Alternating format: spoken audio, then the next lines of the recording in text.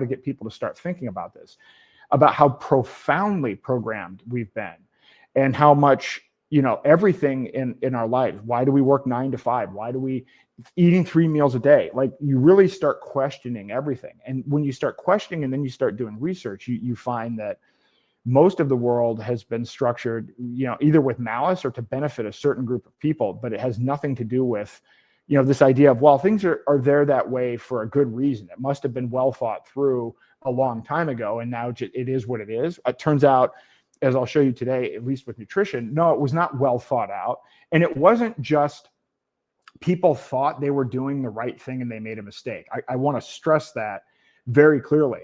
Because certainly we learn things all the time. We make mistakes. That's how you learn and that's how you grow. And as you're about to see, that is not what has happened with nutrition. This is what we thought at the time, but now we know better and now we made a correction. That's not true.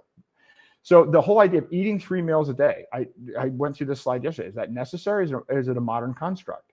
Well, spoiler, it's a complete scam that started in the 19th century. And you actually had people like Henry Ford and others that were pushing this. They were pushing this because they were moving towards having different shifts at work. And so this was all about optimizing work schedules for factory employees. There was no aspect of this that was based on human health.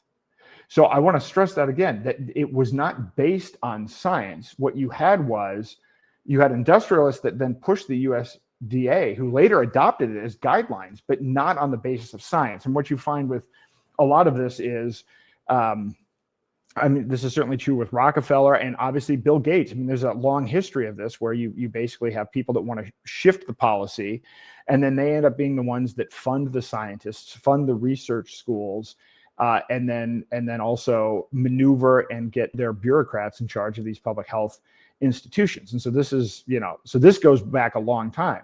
But if you've ever thought about it before, and you've probably you eat 3 meals a day.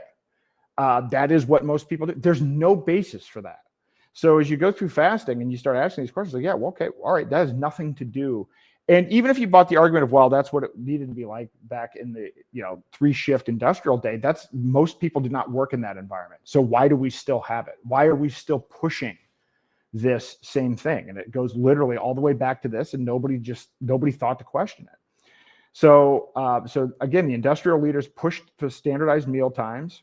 The USDA adopted the guidelines. Was anybody ever held accountable? No. Most people still operate with this. Most people still believe this. And while there's been some shift in eating patterns, the 3 meals is still the thing. And yet many people actually profited from it, like General Mills and Kellogg.